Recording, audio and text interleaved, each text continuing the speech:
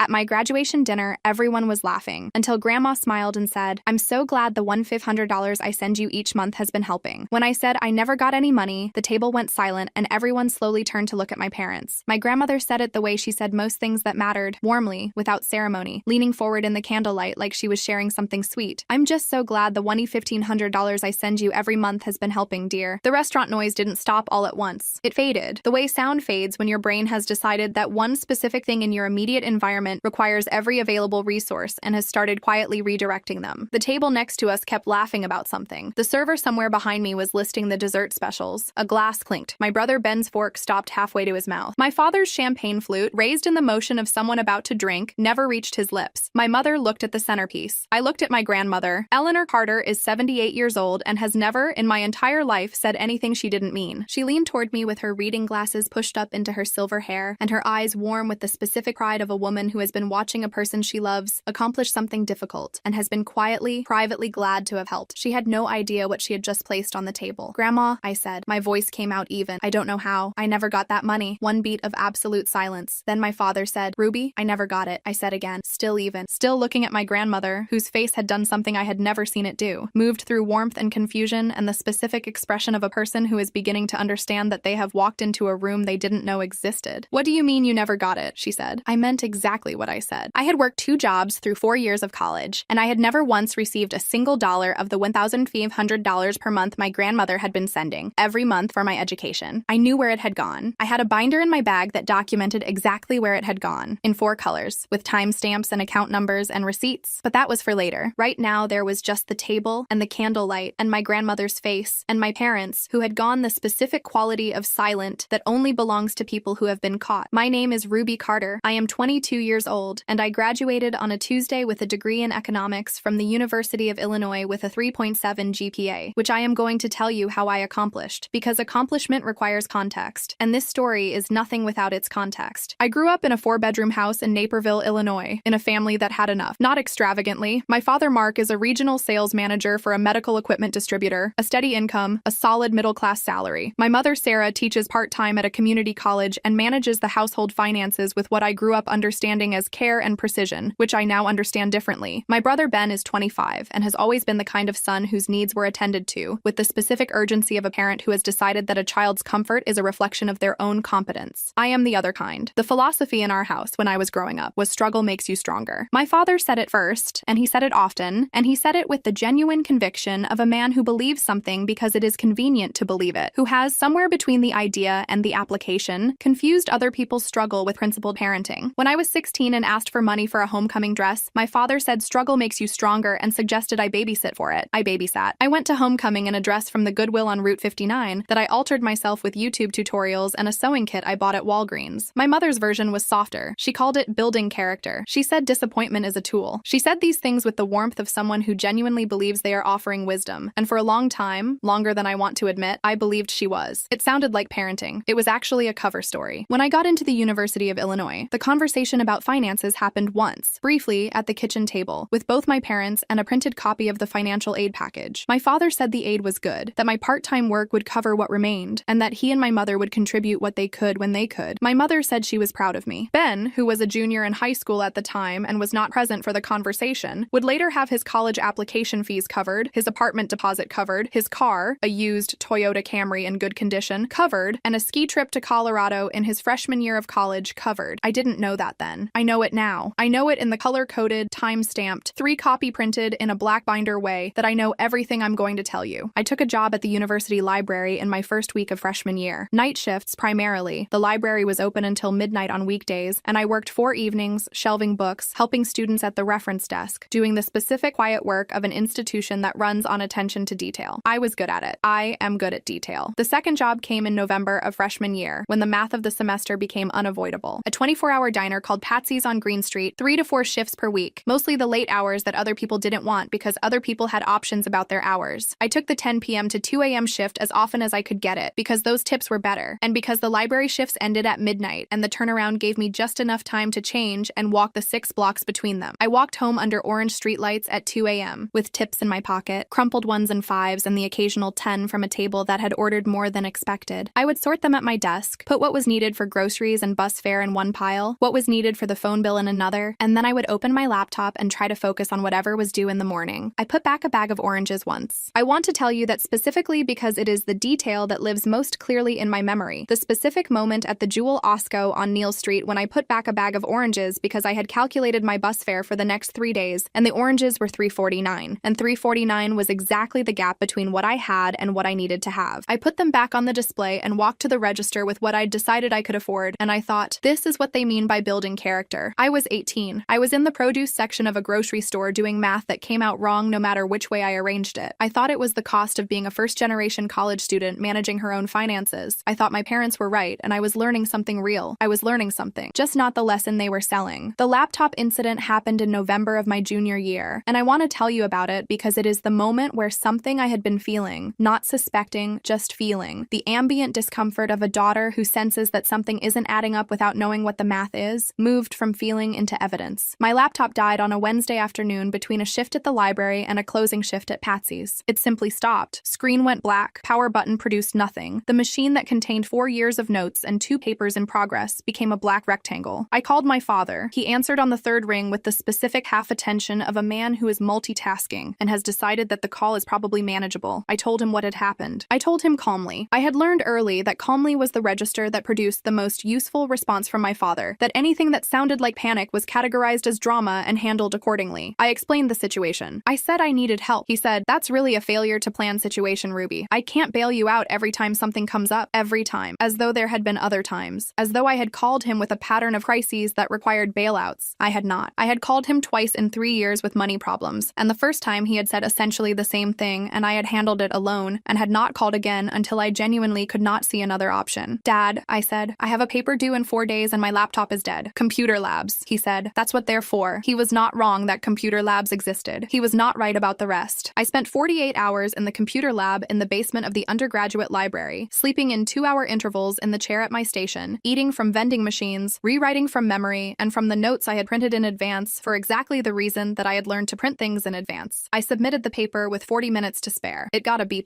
which I consider one of my more significant academic achievements given the circumstances. That same week, my parents bought an espresso machine. I didn't know that then. I know it now. The house sitting happened in March of senior year. My parents were going to a wine festival in Galena for a long weekend, 4 days, Thursday through Sunday, and they needed someone to water the plants, collect the mail, make sure the house didn't have any issues while they were gone. They asked me because I was close, because I was responsible, and because asking me cost nothing. I said yes. I drove to Naperville on Thursday afternoon and let myself in with the key I'd had since high school. The house was quiet in the way of a house whose regular occupants have left, that specific organized stillness that isn't emptiness but rather the pause of a place that is waiting for the people who belong in it to return. I watered the plants. I collected the mail. I put my bag in my old bedroom, which my mother had converted to a craft room in my sophomore year because I wasn't using it, with a folding cot in the closet for when I visited. On Friday morning, I sat at my father's desk in his home office to use the printer. My phone needed a document printed for a meeting the following week, and the office had the good printer, the one that didn't smear. My father's laptop was open. He had left it logged in. He had, as he always did with his devices at home, saved all his passwords in the browser's password manager because he found it convenient. The banking portal for their joint account was in the browser history, one click from the history menu. I didn't open it immediately. I want to be honest about this. I sat at that desk for approximately 4 minutes with my phone in my hand and the document I needed to print already sent to the queue, looking at the browser history, deciding whether I was going to do what I was considering doing. I had been building a version of my family's finances in my head for years, not consciously, just the ambient accounting that accumulates when you are a person who is good with numbers and who exists in proximity to a financial situation that doesn't quite make sense. The espresso machine, the fact that Ben had a car, the fact that my parents had taken a wine vacation to Galena while I was eating vending machine food in a computer lab. I opened the banking portal. I was in my father's home office from 9:14 a.m. to 11:52 a.m. What I found in those 2 hours and 38 minutes reorganized my understanding of the last 4 years more completely than anything that had come before. The deposits from Eleanor Carter arrived on the 15th of every month. One hour's team $100 every month. $1,500 sent by my grandmother for my education, labeled in the transaction description with a note that said, "For Ruby's college expenses." She had apparently written that note herself at whatever interface she used to make the transfer, with the specific intention of a woman who wanted the money's purpose to be unambiguous. It was unambiguous. It was also redirected within days of every arrival. I built the picture slowly, because slowness was what the situation required, not the slowness of someone who is struggling to understand, but the deliberate pace of someone who knows that what they are seeing is going to need to be documented, and that documentation information requires seeing it completely before you react to any part of it. Month 1, freshman year, $2,500 deposit from Eleanor Carter. 4 days later, a designer handbag from a Nordstrom charge, $387. A steakhouse dinner, $210. 2 days after that, a transfer to Ben's account, $400. Month 3, $1,500 deposit. Days later, spa weekend at a hotel in Wisconsin, $640. Golf supplies, $290. Month 7, the month I couldn't afford the art history textbook and failed the class. The month I called the financial aid office and the library and 2 campus resource centers trying to find a way to cover $220. Deposit from Eleanor Carter, $1,500. 5 days later, concert tickets, $310. Restaurant, $180. Month 14, the month my laptop died. The month I spent 48 hours in a computer lab. Deposit from Eleanor Carter, $2,500. 4 days later, espresso machine, $340. Transfer to Ben's account, $600. I sat in my father's office chair and made a list in the Notes app on my phone. The list had 4 categories. Green, deposits from Grandma Eleanor. Pink, expenditures on luxury items and entertainment. Blue, transfers to Ben. Yellow, household expenses that could plausibly have been covered by my parents' own income, but were in fact covered with the month's deposit from Eleanor Carter within the same billing cycle. It took me most of the morning to be sure I was reading it correctly. I am a person who double checks her math. I checked it 3 times. $72,000, 4 years. $1,400 per month for the months I could access, plus the first year of records that had scrolled past the portal's accessible history, but that I could estimate from the pattern. $72,000 sent by my grandmother to support my education, which had instead supported a spa weekend and a golf subscription, and Ben's Toyota Camry, and an espresso machine purchased in the same week. I spent 2 days in a basement computer lab rewriting a paper from memory. I sat in the chair for a while after I finished the list. My hands were flat on the desk, not shaking. I want to be precise about this because shaking would have been the dramatic response, and what I felt was not dramatic. It was more like the specific stillness that arrives when something enormous lands and your body decides, before your mind has fully processed it, that stillness is the correct response. Then I went to the printer and collected the document I had come for. Then I went to Walgreens and bought a black binder, color-coded tab dividers, and 3 packs of printer paper. Then I came back and printed everything. I want to tell you about the people who helped me over the following 3 weeks, because I did not do what came next alone, and the people who helped me deserve to be named accurately. The first call I made was to Professor Diana Lamb. Diana Lamb has been my academic advisor and, more relevantly, a professor of financial economics at the University of Illinois for 14 years. She is small, precise, and possessed of a specific quality of attention that makes you feel, when she is focused on your problem, that your problem is being seen from every angle simultaneously. I had been in her seminar for 2 semesters and had done well there, and she had written one of my graduate school recommendation letters, and I trusted her in the specific way of someone who has watched a person operate under pressure and found them exactly what they appeared to be. I called her on Saturday morning from my parents' driveway and asked if I could come see her Monday. "Is something wrong?" she said. "I found something," I said, "and I need to understand what I'm looking at before I decide what to do with it." She was quiet for a moment. "Come at 10, she said. "Bring everything." I came at 10 on Monday with the black binder, which now had 4 color-coded sections and a summary page, and I sat across from Professor Lamb in her office and walked her through it the way I had walked through it at the desk in my father's office, slowly, precisely, in chronological order. She asked 3 questions during the entire presentation. She did not offer opinions or interpretations while I was presenting. She waited. When I finished, she looked at the summary page for a long time. "What you've documented here," she said, "is a pattern of financial misconduct involving funds that were specifically designated for your benefit and redirected without your knowledge." She paused. "Has any of this money ever been characterized to you as a family contribution to household expenses? Has your grandmother ever been told the money was going to family expenses rather than specifically to you?" "No," I said. "She called it for Ruby's education every month." "Then the misdirection was deliberate," she said, "not a misunderstanding about how the money was being managed." "Yes," I said. She looked at the binder, then at me. "What are you planning to do with this?" "I'm going to tell my grandmother," I said, "before anything else. She's the one who sent it." "That's the right order," Professor Lamb said. "And then I'm going to let her decide what she wants to do." She nodded slowly. "You may also want to speak to a financial counselor or attorney about your options, in case you want to pursue formal recovery of what should have been yours." I wrote down the name she gave me. Kevin Marsh, certified financial counselor and family estate specialist, 20 years in practice, whom Professor Lamb described as someone who had handled situations involving diverted family funds before, and who was, in her assessment, exactly the kind of person I needed. I called Kevin Marsh that afternoon. He had an opening the following Wednesday. I took it. I went to my grandmother first. Eleanor Carter lives in a house in Oak Park that she and my grandfather bought in 1974, and that my grandfather left to her when he died 11 years ago, and that she has maintained with the specific care of a woman who considers the place where she lives an expression of the life she has built. She gardens, she bakes. Her kitchen table is the place in my family where things that matter have always been discussed, over tea that she makes in a ceramic pot she bought on a trip to England in 1989 sign and that she considers the correct vessel for tea. I arrived on a Tuesday morning. She had tea ready. I sat down and set the binder on the table between us. "Grandma," I said, "I need to show you something." She looked at the binder, then at me. She has the specific perceptive quality of a woman who has been paying attention for 78 years, and she reads rooms the way people read rooms when they have spent decades being the person other people come to when something is wrong. "Show me," she said. I showed her. She didn't speak while I walked her through it. She turned pages. She looked at the green column, her deposits, and the pink column, and the blue column, and the yellow column. She looked at the summary page. She looked at the month I couldn't afford the textbook and failed the class, where her deposit and the concert ticket charge existed in the same billing cycle. One tear landed on the saucer. I did not say anything. She closed the binder. She sat with her hands flat on it for a moment. "What do you want me to do?" she asked. The question was direct and without performance. The question of a woman who has assessed a situation and is offering agency to the person who has been harmed by it. "Keep sending the money," I said, "but change the account." I slid her a napkin. On it, I had written the routing number and account number for a savings account I had opened at a different bank the previous Friday, in my name only, with $47, the amount I had in my pocket the day I'd decided I was done. She looked at the napkin. She picked it up. Her hand didn't shake. "Done," she said. She poured more tea. We sat at her kitchen table for another hour, talking about my graduation and my plans and the graduate school application I was working on. She asked about the program. She asked if I was excited. She was warm in the specific way she had always been warm. Present, interested, without the managed quality of warmth that performs itself for an audience. Before I left, she hugged me at the door the way she always does, with both arms. "I'm sorry," she said. "I should have been talking to you directly. You trusted them," I said. "I should have trusted you more," she said. I drove home and called Kevin Marsh. Kevin Marsh has been a certified financial counselor with a specialty in family estate and trust matters for 21 years. His office is in a building on Washington Street in Chicago that has the functional efficiency of someone who has arranged their professional space around the work rather than the impression of the work. No large glass conference table, no unnecessary square footage, a desk, chairs, a window, and an organization system that suggested everything had a place because everything had been thought about. He reviewed the binder in the 20 minutes before our appointment and met me at the door with the expression of a person who has already formed preliminary conclusions and is ready to discuss them. "What you've documented," he said, "constitutes a diversion of gift funds. Your grandmother designated these funds explicitly for your educational support. The fact that they were routed through your parents' joint account doesn't legally make them your parents' money. The intent and designation are documented in the transaction notes. Is that recoverable?" I asked. "Depends on what you mean by recoverable," he said. "You're not going to take your parents to civil court in most cases like this because the cost and the relationship damage typically exceed the benefit, but there are other forms of accountability." He paused. "The more relevant question, in my experience with these situations, is whether your grandmother has been fully informed and whether she wants to take action regarding her broader estate arrangements." "She knows," I said. "She's already changed the account." He nodded. "Then the question is how far she wants to take it." He gave me two names. The first was his colleague, Teresa Okonkwo, a state attorney, 16 years, who handled situations involving diverted inheritance and gift funds, and who would be able to advise my grandmother on her legal options regarding the people who had misdirected her money. The second was a financial counselor at the university's Student Services Office, who could help me retroactively document my educational expenses and potentially access relief funds I might have qualified for, but hadn't known about. I wrote both names down. I used both of them. 2 weeks after my visit to my grandmother's kitchen table, my parents threw me a graduation party. I want to say that again because I want you to understand the specific texture of the situation. 2 weeks after my grandmother changed the account, after she had turned every page of the black binder and watched the evidence of 4 years' land in the right place, my parents organized a party at the Naperville Country Club for 30 guests, with a catered buffet and a bar and a decorative graduation cap on the dessert table. They invited my grandmother. I think about this. I have thought about it many times in the months since, and I cannot decide whether they were confident that she hadn't told them about our Tuesday, or whether they had spoken to her and she had given nothing away, or whether they had simply decided that the best way to manage what might be coming was to be preemptively public about their pride in me. My father gave a speech. He stood at the front of the private dining room with a champagne flute and 30 guests and the specific confidence of a man who has spent years being the authority in his own household and who considers himself genuinely a good father. He talked about hard work. He talked about perseverance. He talked about what it meant to raise a self-sufficient daughter, about the value of doing things on your own, about the character that struggle builds. He accepted the applause like he had written my thesis. I stood near the back of the room, beside my brother Ben, who was looking at my father with the slightly glazed expression of someone who has not yet connected the threads of what is about to happen. Then my grandmother stood up. She is not a theatrical person. She does not make speeches for the performance of them. When Eleanor Carter speaks in a room, it's because she has something to say and has decided to say it, and the saying of it doesn't require staging or announcement. She simply stood, and the room went quiet in the way rooms go quiet when the oldest person in them decides to speak. "I'd like to say something," she said. Her voice was warm. The room was warm. 30 people held their champagne glasses and smiled at my grandmother, who was going to say something sweet about her granddaughter's graduation. I'm so proud of Ruby. She has worked so hard, and that has always been clear to me. She smiled at me across the room. That's why I was happy to help. I'm glad the $1,500 I've been sending every month helped you get through it, dear. She said it the same way she had said it at the restaurant, warmly, without ceremony, like sharing something sweet. This time, I was ready. The room shifted, not dramatically, more like the specific physical change that a room makes when its emotional weather changes and everyone feels it before they know why. My Aunt Carol across the room stopped mid-sip. My cousin Devin, who I like and who had always been kind to me, looked from my grandmother to me and then to my parents in the specific sequence of someone doing rapid, contextual math. My father was already composing his face into the expression he uses when a situation requires management. I looked at my grandmother. I never got it, Grandma, I said. Gasps. They started at the table nearest my grandmother and moved outward the way sound moves in a room. Not all at once, but in a wave, as each person processed what they'd heard and passed the information to the next awareness. My Aunt Carol's mouth opened, stayed open. My father stepped forward. The expression that arrived on his face was the one I had been watching him use my entire life. The expression of a man who is about to reframe a situation as a misunderstanding and is confident he can do it. Ruby, his voice was modulated, even, the voice he uses in difficult conversations where he needs to be the adult. We talked about this. It was a misunderstanding with the accounts. The money went to household expenses that supported your... I reached into my bag. I set the black binder on the nearest table. Not dramatically. The way you set down a document that needs to be seen. The room watched me open it. Green, I said, is Grandma's deposits. $54,000 in the records I could access. $72,000 total estimated from the pattern. I turned to the next tab. Pink is spa weekends. Designer clothes. Restaurant charges. Golf supplies. Another tab. Blue is money sent to Ben. I looked at my brother. Your car deposit. Your apartment deposit. Your ski trip. Ben had gone the color of old paper. He was looking at the blue highlighted pages with the expression of someone who is receiving information that reorganizes the last 4 years of his understanding of his own life. My car, he said quietly. Not to me, to himself, or to the room, or to nobody in particular. My apartment deposit. My mother couldn't look at him. She was staring at the table. I had watched my mother manage difficult situations my entire life. The specific composure of a woman who has decided, consistently and across many years, that the way through an uncomfortable thing is to appear above it. She could not find that composure. The binder was on the table in front of 30 people, and there was no appearing above a binder. My father said, "This is a private family matter, and I think we should..." "You gave a speech," I said, "in front of 30 people, about the value of self-sufficiency and what you taught me about hard work. This seems like the right room." He stopped. My grandmother had been watching the room with the expression of a woman who has already done her accounting and is now watching other people do theirs. She reached into her bag, her phone. My father's eyes went wide in the specific way of someone who has identified a variable they cannot control. "Eleanor," he said. She dialed. The room was completely quiet, the kind of quiet where 30 people are collectively holding breath they didn't decide to hold. It rang twice. "David," she said when her attorney answered. David Horton, a state attorney. I had looked him up because my grandmother had mentioned his name once, and I am a person who looks things up. 33 years in estate and trust law, the firm on Ontario Street that my grandmother had used for a decade. Close the joint account with my daughter. Begin reviewing every asset I've co-signed for Mark and Sarah. I'd like to see the full list of what I've authorized them to access, and then I'd like to start the process of removing them as beneficiaries from my will. The gasp that moved through the room was the kind that only happens when 30 people process the same information simultaneously and find it equally large, a collective intake of 30 separate breaths. "Understood," David Horton said. His voice was audible in the silence of that room, the specific voice of a man who has been an attorney for 33 years and has learned that his job in moments like this one is to be unflappable. "Consider it done." My grandmother put her phone in her bag. She looked at my father for one moment, not with anger, with the specific expression of a woman who has made a decision and is looking at the thing that caused her to make it. Then she looked at me. I picked up my bag. I walked across the private dining room of the Naperville Country Club, past my cousin Devin, who reached out and briefly touched my arm as I passed, past my Aunt Carol, who was still sitting with her mouth slightly open, past 30 people who were very still and very quiet, and I walked out the door into the parking lot where the May afternoon was bright and specific, and entirely outside the walls of that room. I didn't look back. There was nothing in that room that required a look back. The truth was already standing where everyone could see it, color-coded, time-stamped, printed in 3 copies, and impossible to explain with the word misunderstanding.